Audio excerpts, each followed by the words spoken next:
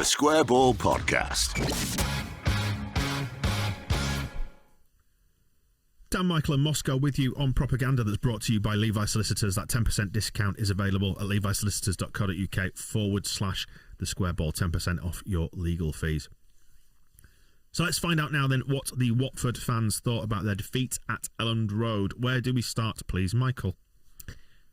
From the Rookery end, which I assume is an end at Watford. I've never bothered to look up the names of their stands because it's Watford, isn't it? How many animals do they need to be associated with? We've got a Hornet, we've got a Hart, we've got Rooks now. It's true. Any others that they want to drag in there? Squirrels? Are they Hornets? Squirrels? Oh, No. not Hornets, no. Anyway, this is an athletic podcast, isn't it? Great bunch of lads. Yeah. Great bunch of lads. Do we do the discount code now? I can't remember what it is at the moment. Just subscribe to the Square Ball. Just like theathletic.com/the Square Ball. That's better for us.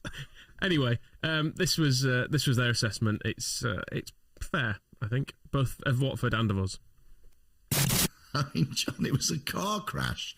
It was a car crash of a performance. For you, Colin, you said also when we played Wolves, you said how bad Wolves were, and they won.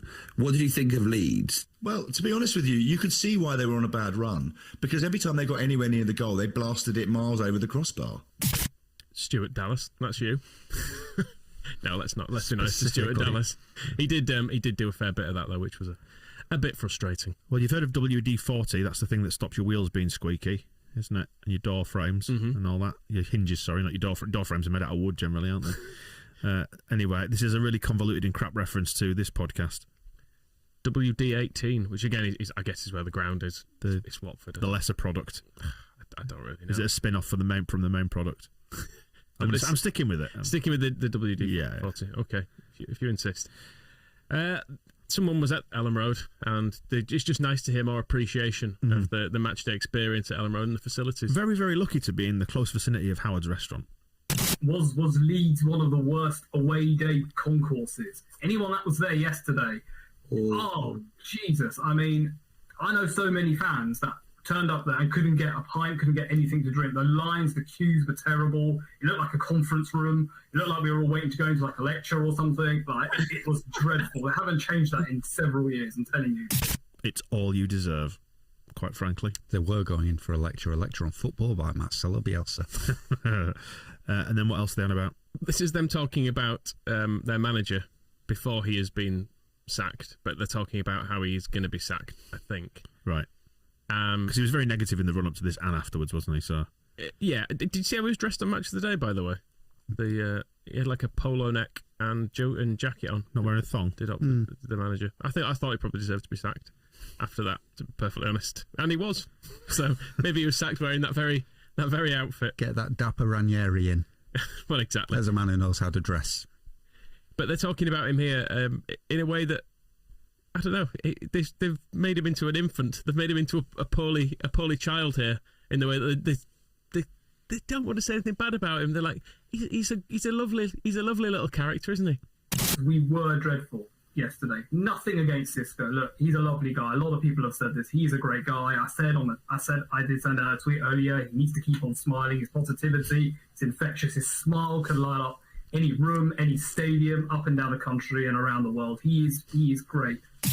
He's not a mascot. Around the world. He reminds me, because I was looking, I mean, he's got no track record as manager. This is the thing. And he doesn't have... Where did he come from? Where will he go? He's not Cotton Eye Joe. Well, he came from Dinamo Tbilisi, who he started managing in 2020, and that was his first job. He managed them for like a game.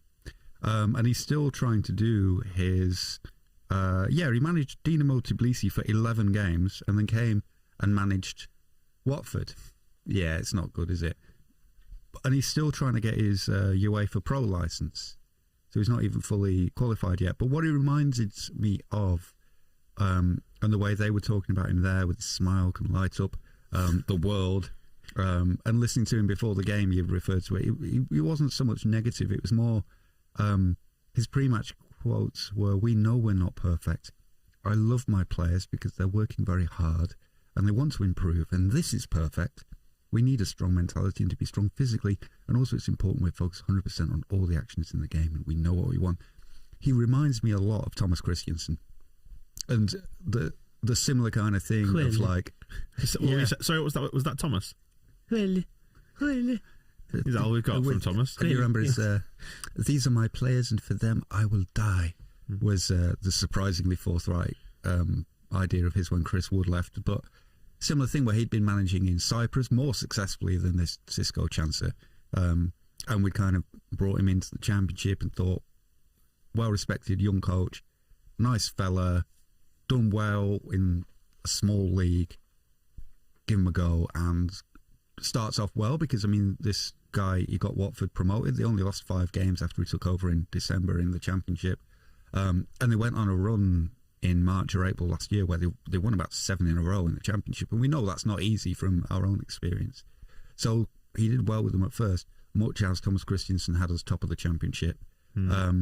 And then it just goes off a cliff. And I don't know if anybody spat at anybody or they haven't got to the point where there's been red card after red card anymore. But we probably I still think Thomas Christiansen's smile would light up any situation. I would love still to hang out with Thomas Christiansen.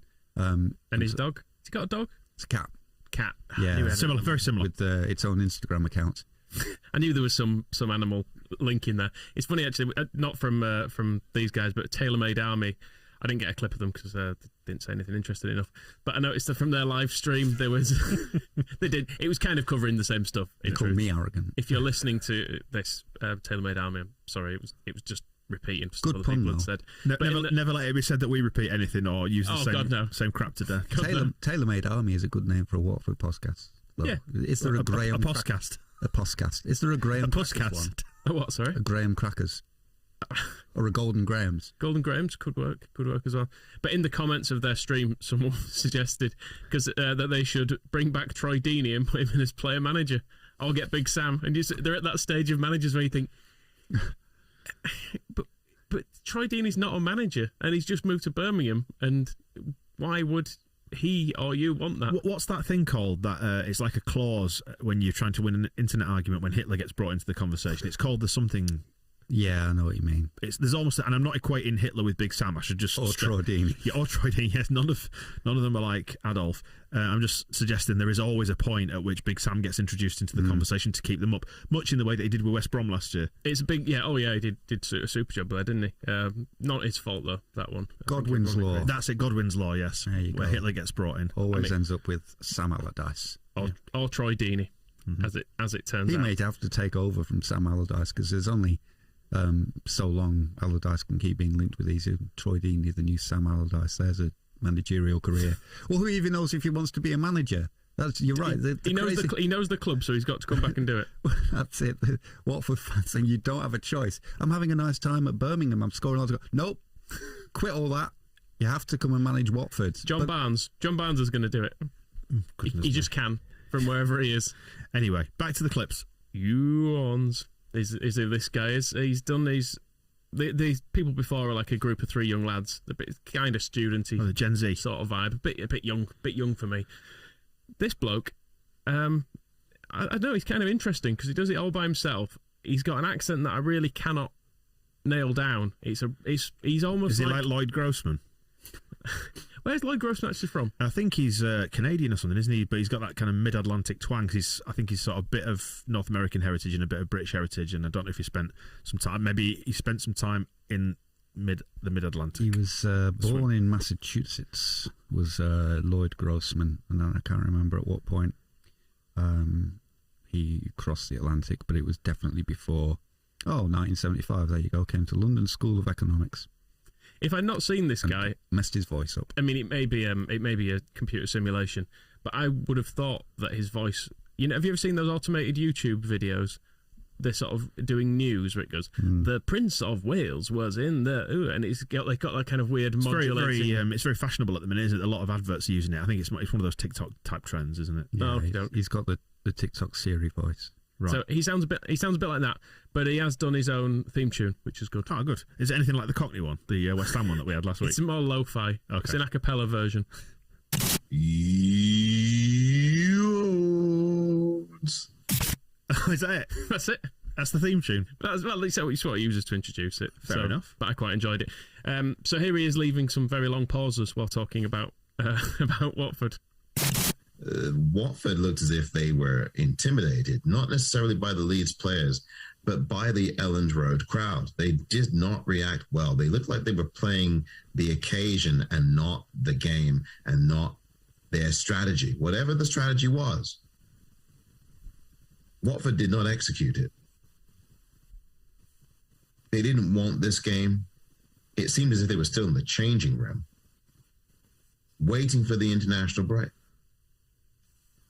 No passion, no desire.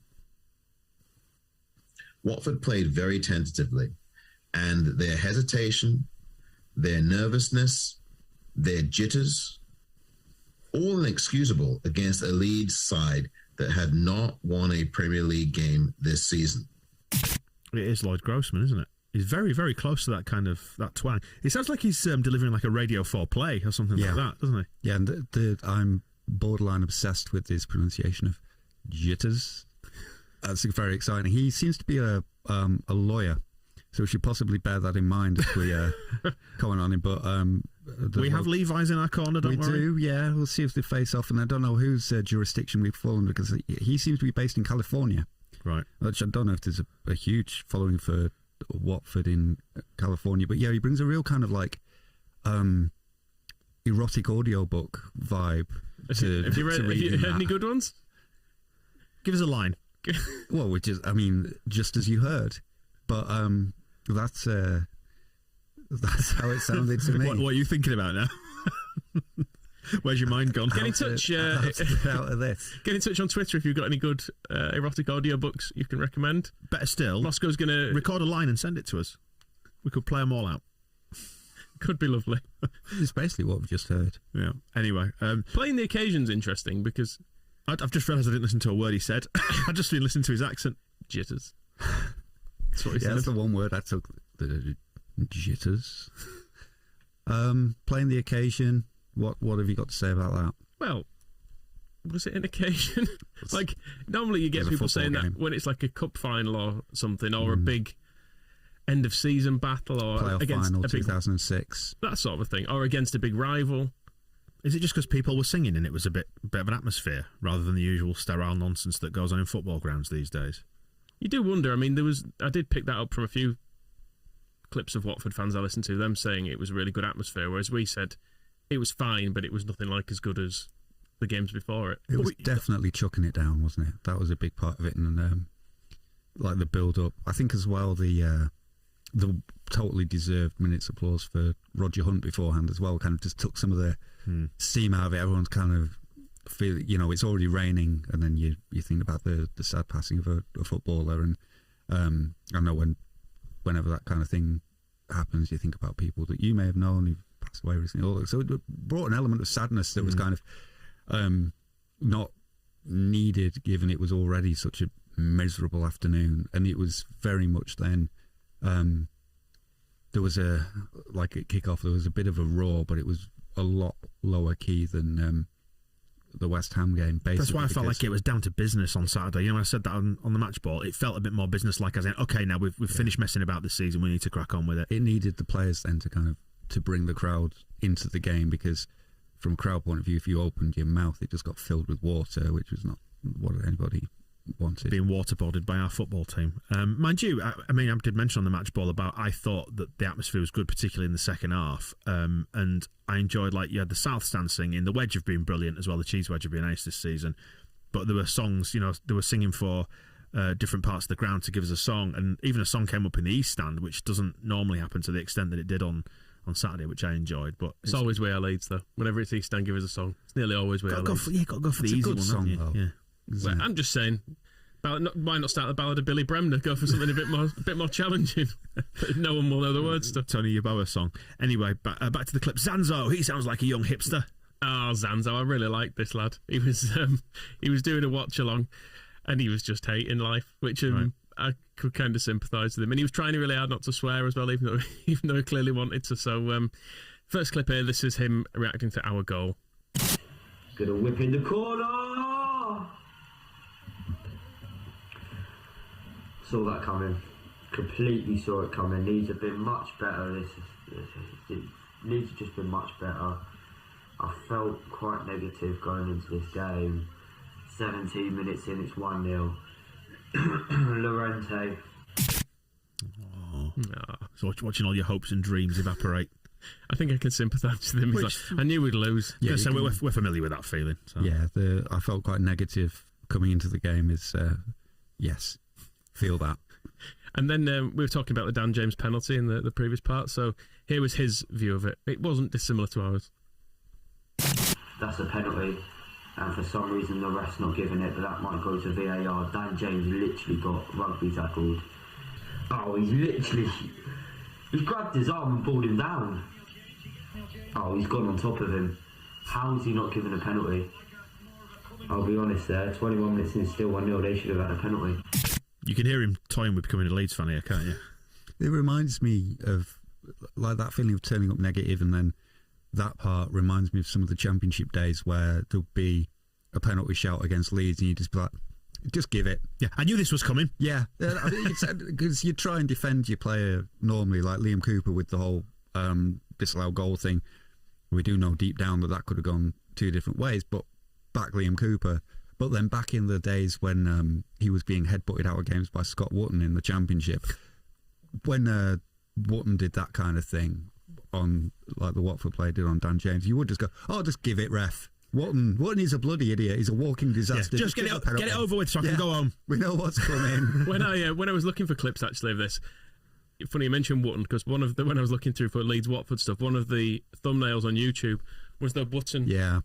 For people who can't see it, head in hands gesture he did. I've done a bad thing after the bad thing against Watford. It was an FA Cup game, that wasn't it? It was one of my finest graphical moments. I'm not just a writer, but took that photo and tedious blowhard. Put loads of turned it into like an anime image with lots of like cats. That was it. It's normally cats, isn't it? Because there were so many empty seats in the background. I put like an audience of different cartoon cats. All I remember this now, actually. Yeah, I used to do it quite a lot with Leeds players at the time, and that one really stuck out because there was still, I think I was doing it during the game because there was just nothing else to do. We get knocked out of the FA Cup by Watford because Scott Wootton scored. What else am I going to do apart from do like a cutesy picture of him with some cats watching him fail? Make Google Images earn its money, hey? We've got a supercut here then, Michael. You put this together of his frustration. And ultimately, this is what propaganda's about. It's about enjoying the suffering of other fans. Go on, King. Come on, make something with this. Please. This is so frustrating. This is so frustrating. Oh, and Kutchka's giving the ball away. Oh, my Christ. Go on, Josh. No, what is he doing? What are you doing? You... Keep going. He dived. He was literally about to pretty much go 1-on-1 and he dived. What a prat. What an absolute idiot. Come on, Watford. Whip it in. What a flipping awful ball. Rise! You guessed it, another chance for Leeds. They're going to get a second. They just are. Sissoko. Is that Sissoko? Sema has just passed it to a Leeds player. Oh my Christ. Yeah, put it out onto the wing, cross it and do absolutely nothing with it. Troost-Ekong puts... He can't even put it out to the wing. He's got to put it out onto the wing first. Troost-Ekong just put it out of play. Subscribe if you're new. I'll catch you in the next one. Fair play, Leeds. You deserve it. They are a good club. They're not a team you should be near the relegation zone. And around Christmas, I promise you, they'll be higher. Yeah, drop a like if you did enjoy. Subscribe if you're new. I'll catch you in the next one. Peace. Don't forget to like and subscribe, guys. God bless him. I might subscribe just to give him a little bit of hope. I just wonder how old is he, by the way, just according to your estimation? I'd guess he's about 16, something like that. He's young enough for his mum to be not allowing him to swear on that, isn't it? Yeah. So, well, only another 70 years and then the darkness will swallow you up, mate. Stick with it. Bless it. We've all been there. We just do something. Oh, no. Yeah. Every time he gets excited, they were the bits that were the most heartbreaking. Not when we were being good. It's when it looked like Watford might do something, and he was just like, no, It's the same bit before of picking out his own players for diving as well. Like, it's got to that point where there's just no license for them whatsoever. Nihilism, destroy it all. Just not giving them any. But at least he did get to the end, and he is still reliant on peace. Peace, Sam. Let's have a quick tiptoe into the wider world of propaganda then, stuff that's going on elsewhere. One that sailed under the radar, and that's maybe because it's the Championship, which is a hateful place, and we have immediately dispensed with it from our thoughts since we exited it. But there is stuff afoot down in the Championship. I mean, we've talked about Derby a bit. In fairness, we've given them. We've had the odd word about them. How is it going at the old expensive £80 million Pride Park? Not brilliantly. I think they're due more points off. I think someday soon. I think they've got one or two at the moment. The thing is, actually, they're not doing too badly on the pitch. It should be falling apart more than it probably is. No, give it time. This way. Give it time. Yeah, it's better this way. A little bit of hope. Yeah, let them play well enough to stay up, but then relegate them. Just keep letting them get points, then take them straight off them. Just keep doing that. Yeah, every Monday morning. What did you do at the week? We'll have that. Thank you. Yeah. We got a last minute draw. No, you didn't. 1 point deduction this week. Anyway, Middlesbrough. Middlesbrough, yeah, Collins. It's falling apart for Colin, isn't it? It's falling apart in a very Colin-y way when you look at their run of games. They win one, they draw a couple, they lose a couple. With Big Sol and Peltz. Yeah, that great bunch of lads. So they're 15th in the Championship, which I thought was nice because that was our spot, wasn't it, for so long? Yeah. Under people like Warnock. They lost 2-0 away at Hull. Warnock himself was saying how they were. Did Lady Luck conspire against him again? Basically, he said something along the lines of, I can't put the ball in the net myself, or something, is what he said. But they lost 2-0. Because what he's doing there is he's distancing himself from the failure, isn't he? Yes. It's not my fault that they're not doing what I've asked of them. I mean, they've got injury problems as well, and probably need to sign some more players, and the referees will be against them, and just not getting the rub of the green, and there was probably a throw-in that on 14 minutes that could have gone for them, and if that happens, then it changes the game, doesn't it, and all that sort of stuff. All his usual bollocks.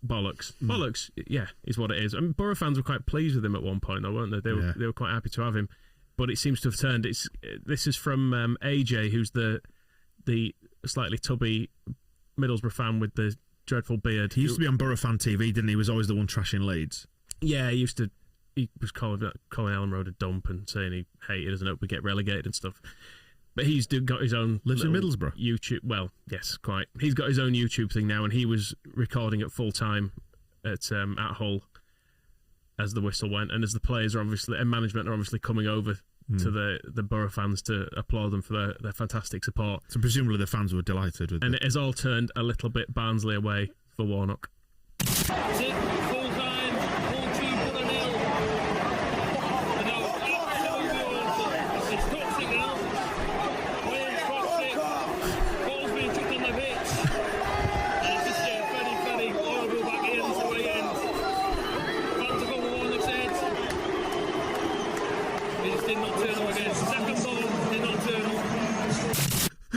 Wasn't quite sure what was going on there, but he just said the occasional "wagger." He just said someone in the background, "Fuck off, fuck off." Oh, excellent. He's on. He's been on great form actually with what he's complaining about.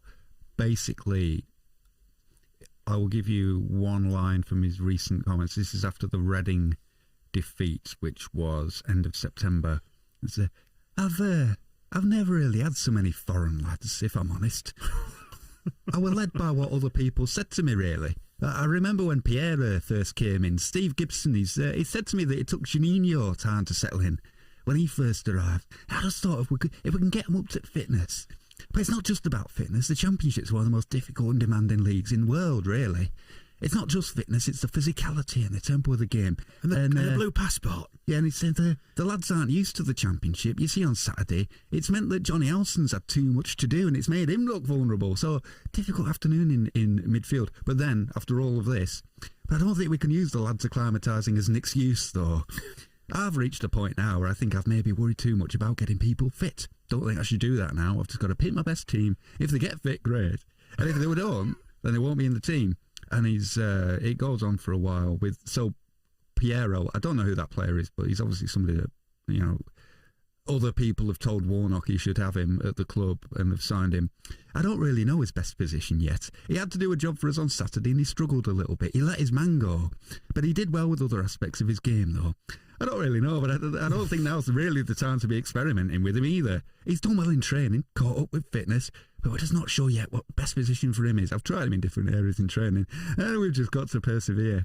And then they've got another one. I mean, why doesn't he use the whole database of internet research that's available? Like Y-Scout gets referred to often. You can just call up video footage of any player basically worldwide and see everything they've done, so you could watch him. Somebody did a count on how many foreign players are actually at Middlesbrough. I think it's 7, and one of them's Sol Bamba. So it's like, I love Sol. Sol will always be best friend. Also, but then they've got somebody else, a Cameroon international. I said to James Saliki yesterday, I don't think you should go away on international duty next week, if I'm honest. He's nowhere near fit enough and he's going to go away for 2 weeks. Probably going to play 5 minutes in one game and 10 another and be walking around for 2 weeks, hardly doing any training. He'll be back to square one while we've done all the hard work here. But he says he can't do that because he's got to go with the international team. There's very little I can do about that. So it's really, I mean, there's a long bloody article from Teesside Gazette where Warnock is definitely not using foreign lads acclimatising to the Championship as an excuse, because you can't do that. You can't use that as an excuse, though. But they can't go off on international duty. It's not an excuse. And Johnny Howson, they're just giving Johnny too much to do. And his own lack of interest in what position his own players play is another one. It reminds me when we actually managed to beat Everton by some miracle in the Cup under Warnock, and there was a panic before half-time because someone had appeared on their bench who they didn't expect to, and he didn't know a thing about him, and he was like busy. People were off trying to ask journalists who he was, and it wasn't anyone. It was like Brian Oviedo or someone. It was someone fairly big. It wasn't some 16-year-old that dragged out of the youth team. Well, it's even when Sam Byram turned up in pre-season and he didn't know who he was. Picked him in at right. Who's that lad out the youth team? He's played well, hasn't he? We'll put him in the team. He's good. Don't know his name. Does he speak English? He can go in then. The post-match interviews when I'm sure journalists were asking Neil Warnock, Sam Byram's done well today. He's like, who? Which one's Sam? But as a passing mention, if we drop down to League One, I couldn't find any satisfying audio for it, but Sunderland, little Lee Johnson's done the absolute thing that you must never do as a Sunderland manager and gone to Portsmouth and lost 4-0 away in the rain. Oof. And apparently the peak of this was him embarrassing himself, in the words of Sunderland fans, trying to get the game called off at half-time because it was too rainy. And he's since then, in his post-match, he's all like, the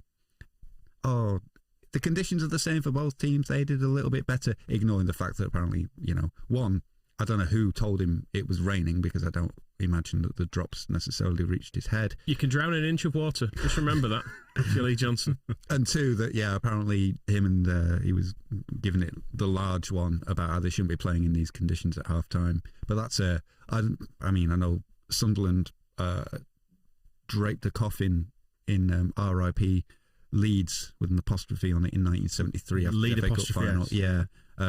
So we don't particularly have much sympathy for them, but Portsmouth away on a day like Saturday is a tough one to lose 4-0. Sunderland, seaside town, notoriously tropical climate up there as well. Not used to rain. It's definitely one of those where people are saying they should refund the travelling fans, and then sometimes they'll be shamed into it, won't they, the players? Well, he has. The Little Lee's post-match interview is all about, I'm just really sorry. Sorry. Didn't mean it. Just a tiny apology. Just a little tiny apology then. Just a little minuscule, squeaky apology. As big as he can manage. Right, well, that wraps up the opposition and wider world of propaganda. We'll be back after the international break with, who have we got after that? Southampton. Exciting times. And we'll speak to you then. See you in a bit. The Square Ball Podcast.